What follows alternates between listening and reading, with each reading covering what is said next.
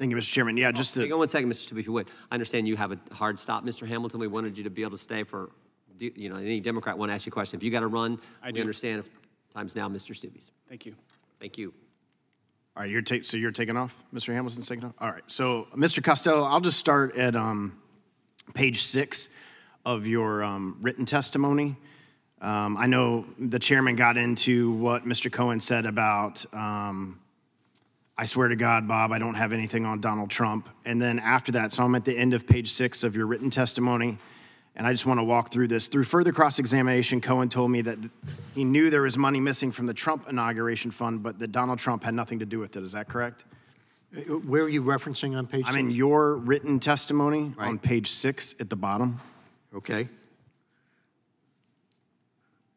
And you're referring to what again? I'll just read it. Through further cross-examination, Cohen told me that he knew there was money missing from the Trump inauguration. Yes. I see where you are now. Thank you. Okay, and then on the next page, into that first paragraph, Cohen decided that while he didn't believe the allegation of the Stormy Daniels story, that he thought the story would be embarrassing for Trump and especially for Melania, so he decided he would take care of it himself. Absolutely, and that is contrary to what this guy testified to in court in New York yesterday. Well, and what's not being talked about is your next paragraph, like the reason and his motivation for that. So if you could just kind of walk through that for the committee. Yeah, obviously, when we started to talk about the NDAs, and this is the very first meeting at the Regency Hotel, when, by the way, Rudy Giuliani was not involved in representing Donald Trump at that time.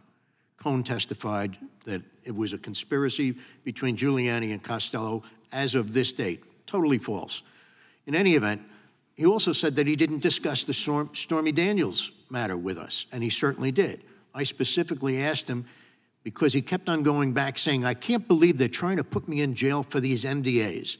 So I said, Michael, tell me about the NDA. Tell me about Stormy Daniels. What did you do?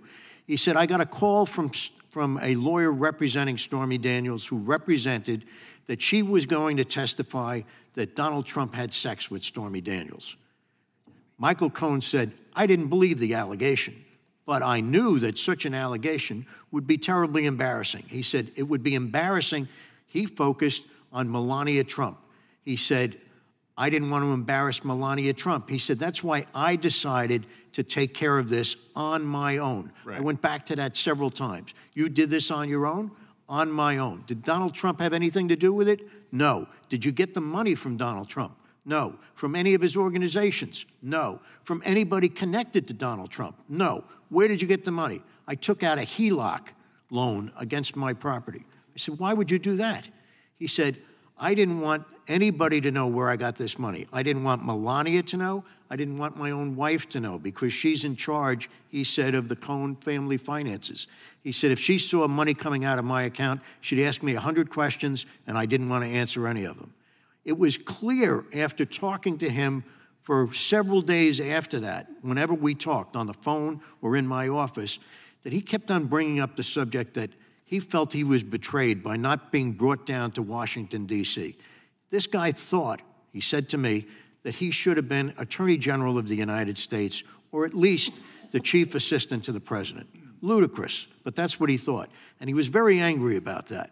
He wanted to do something to put himself back into the inner circle of Donald Trump. That's why he took care of this on his own.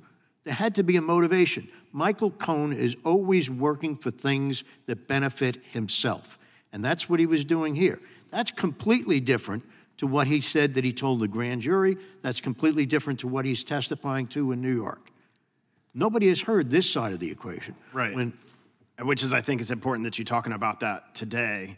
And I'm now on page 8, but just to keep, we're going to keep going from where you were in your written testimony. The point is, when Michael Cohen was presented with the opportunity to implicate Donald Trump in exchange for eliminating his own enormous legal problems, he repeatedly said he had nothing truthful on Donald Trump. Yeah, why is that important? It's important because this guy literally was suicidal at the moment.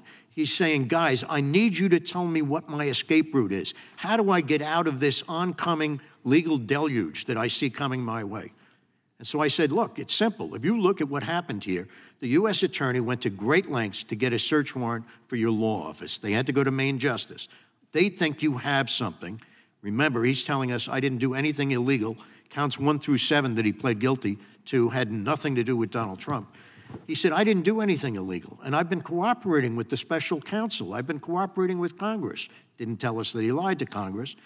I said, Michael, isn't it easier if you have something truthful, and I kept on repeating that, it's got to be truthful, don't make something up. If you have something truthful on Donald Trump, isn't it easier for you to cooperate against Donald Trump than it is to kill yourself? The answer is obvious. So when they claim that I was trying to shut up Michael Cohen, it's exactly the opposite. I was on that first day telling him, here's your escape route if you have truthful information, but he didn't. And at this time, you were his attorney, which is why he made all these admissions. Yeah, I mean, he makes these claims that we were never his attorney. I can show you emails and text messages and phone calls where he kept on saying, Bob, you guys are on the team, but I don't want to announce it now. He had McDermott, Will, and Emery going through documents here in Washington, D.C. He said, I don't want to announce it now. We didn't give him a retainer agreement the first time we met him at the Regency Hotel. We gave him a retainer agreement when he came to our offices. He came to our offices that he kept on saying, well, I can't deal with this now. The guy slow played us. There's no question about it. And I told the partner in charge of this, he's slow playing us. Get rid of this guy. He's never going to come up with the money. He's a bad penny. He's just going to keep on coming back. So it wasn't my call because it was his client, not my client. So that's why Michael kept on calling me, and I was giving him the advice that I should have given him all along, truthful advice. Nobody was pressuring him. I was giving him the straight facts as I knew them.